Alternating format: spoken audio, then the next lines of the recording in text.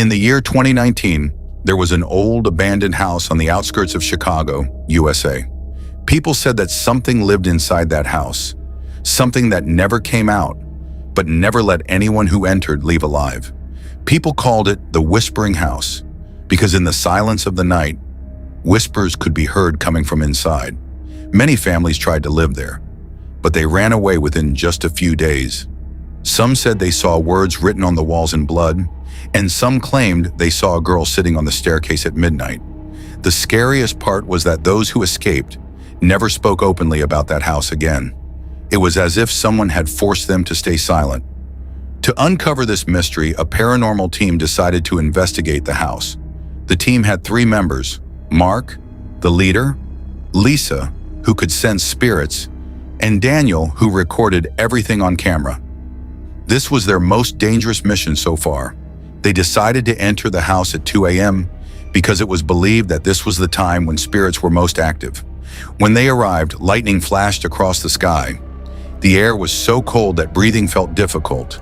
As they got closer to the house, their electronic devices began malfunctioning on their own. Daniel said, "This place doesn't feel right." Mark laughed, but the fear in his eyes was clearly visible. As soon as they opened the door, a strong gust of icy wind came from inside, and the door slammed shut behind them on its own. The entire house was rotten.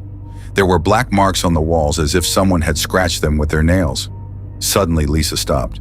She whispered slowly, "She is watching us." Mark asked, "Who?"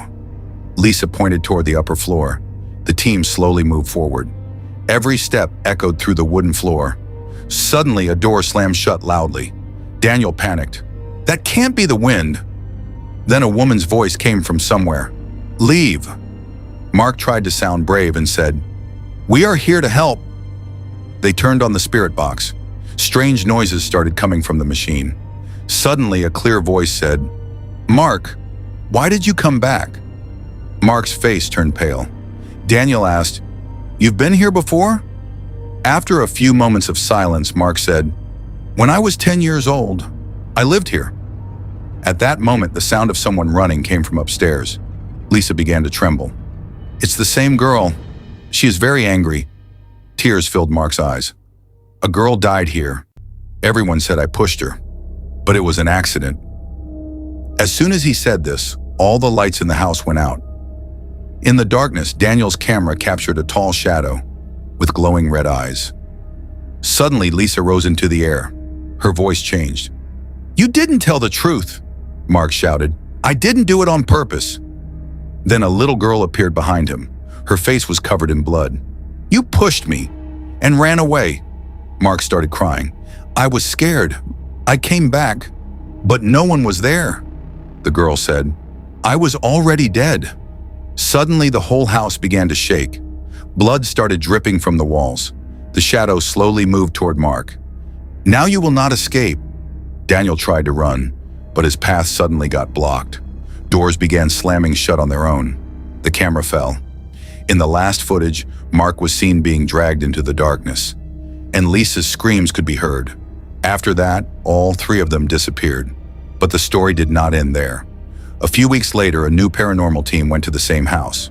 They turned on the spirit box. Suddenly, a voice said, "Help me." They asked, "Who are you?" The voice replied, "I am Mark. He is still here." At that moment, footsteps were heard from upstairs. The new team pointed the camera upward and saw 3 shadows, a girl, a man, and a tall, dark figure. Suddenly, the screen went black. They say that even today, whispers can be heard in that house at night, and whoever enters it never comes back.